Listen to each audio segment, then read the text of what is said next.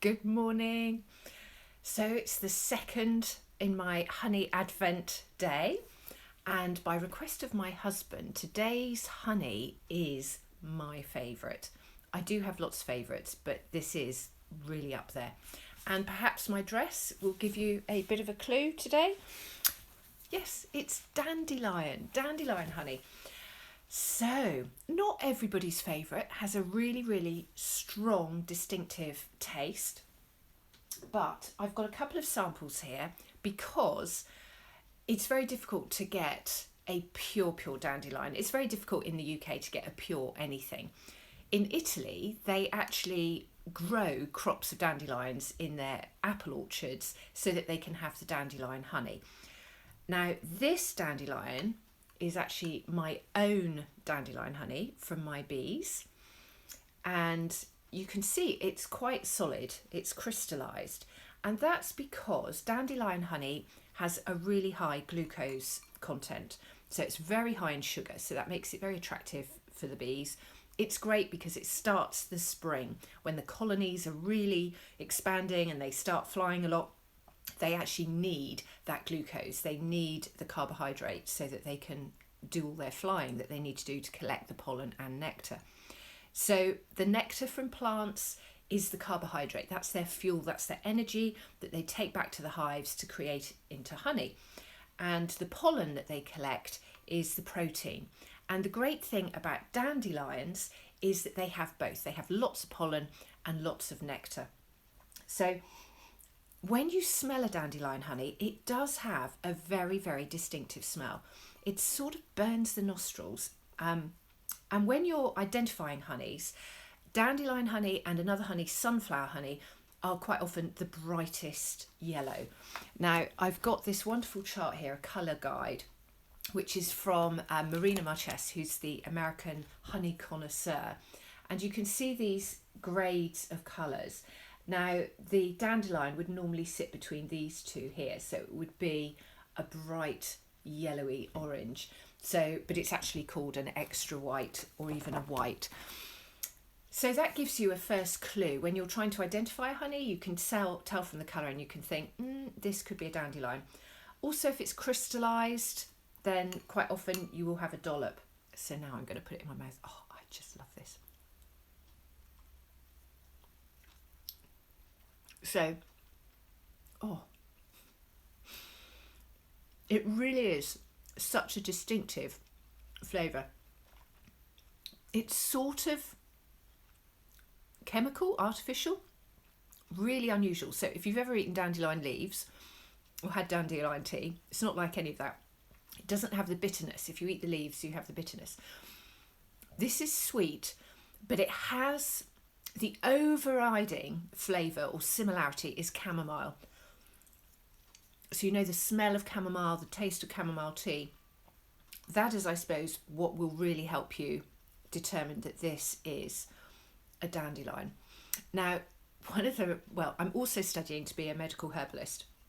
So I'm doing all kinds of research on herbs, and that's what I love about bees, is that connection between the herbs and humans by transferring the medicinal properties of herbs and flowers into this magical honey. Now, what herbs do is they connect with the soil, and what the bees know is that certain plants contain the minerals that they gain from the soils. Now, dandelions are an excellent example of this. So a dandelion, its purpose is, with its really deep roots, it goes down into the soil and breaks down the metallic minerals. So these will be the calcium and potassium. It'll break them down from metallic minerals, process them through the roots into the flowers and the leaves, into a digestible form of mineral, so a plant-based mineral. So that's how we want to have our minerals. So that's what dandelions do. Now, the bees know that when they see dandelions, they know they're going to get the calcium and potassium. So it has been shown that bees self-medicate. They go around and they're attracted to certain plants because if the colony is sick or they need a boost, they'll go to specific plants. So the bees know this. They know they need a varied diet. They know they need a healthy diet of plants that are mineral rich. Now, my father has always had dandelions in his lawn, and as children we always had to pick out the dandelions because he didn't like them in the lawn. Now they're in the same house they were in 45 years ago, and they've still got dandelions in their lawn because my father just keeps picking the heads, you know, trying to dig them up, trying to get rid of them. I don't think he uses any chemicals because I won't let him. But where I live now, I moved here 16 years ago. In the field behind our house, it was completely full of dandelions. It was like this. So when I first had bees, I would get quite a lot of dandelion honey. My honey was dandelion honey because that was the main crop. And I would take my honey in the spring rather than in the late summer. So I had dandelions, but this year, hardly any dandelions. The field has reduced its number of dandelions over the last 16 years. The field's only used for grazing and for grazing in the winter, and then it's hay in the summer. So there's no treatments used on the field, there's nothing sown, nothing planted. So the dandelions are just disappearing. So why would they disappear? Well, this is the wonder of nature, and this is the wonder of wildness. What happens is the seeds on the dandelion clock, when the wind takes them, they will only settle in soil that needs calcium and potassium. So the dandelion seed knows that it's there to correct the soil. So I ask you this, weeds may all have a purpose. When you suddenly have weeds appearing in your garden, could it be that they are re-correcting the soil with the minerals that the soil needs? So just think about that. In my book, A to B's, I talk about this. I talk about dandelions, and I also talk about research that the Welsh Botanic Gardens do, which I often talk about in my talks, and I write about it. So you have to read the book. So A to B's. But delicious, delicious dandelion honey. Day 2 of the Advent, but I could quite happily have it every day in my Advent calendar. Now, to show the variety, this is another dandelion honey, a really good dandelion honey that I bought at the Frome Independent Market, and it's from Wainwrights Bee Farm. And, you know, small business, but they are honey producers, so they have quite a lot of hives. Now, one of the problems with dandelion honey is that it can ferment because it has a high water content. So it's really important how you store it. Now, this is slowly starting to crystallise. And what Wainwrights do is when they take the honey from the hives, although they would have taken the dandelion honey in the spring, so May time, they would have stored all the frames before extracting them, and they store them at hive temperature. So it keeps the honey liquid. If you were to actually take out the dandelion honey, which I do, it then goes solid. And you can see the difference in colour. So when it's solid, it does go lighter. Now, I tasted this honey and I wasn't expecting it to be amazing, but it is. It is a really good dandelion honey.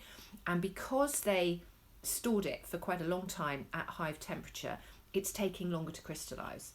So I'm just going to take a big dollop because I can't double dip. And actually what I'll do, I'll put it in here.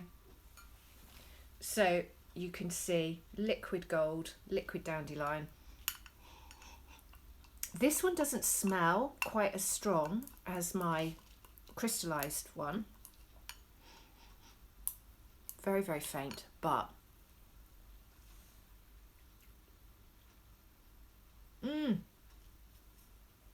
it's there, the dandelion flavour.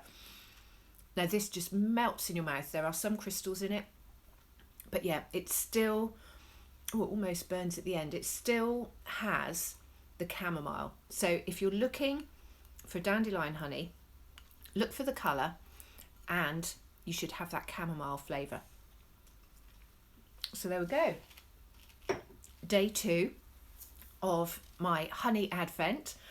So if there are any honeys you'd like me to taste, I've got my personal collection here, over 200 varieties, and I'm going to be trying a different honey every day through December.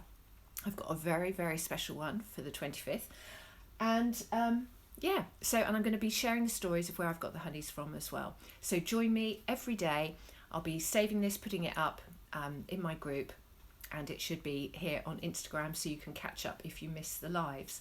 So I'm going to enjoy wearing my dandelion dress and with the wonderful taste of dandelion honey.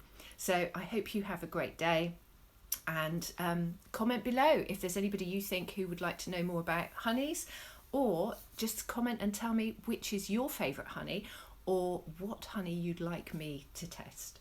So thank you very much, and I will see you all tomorrow.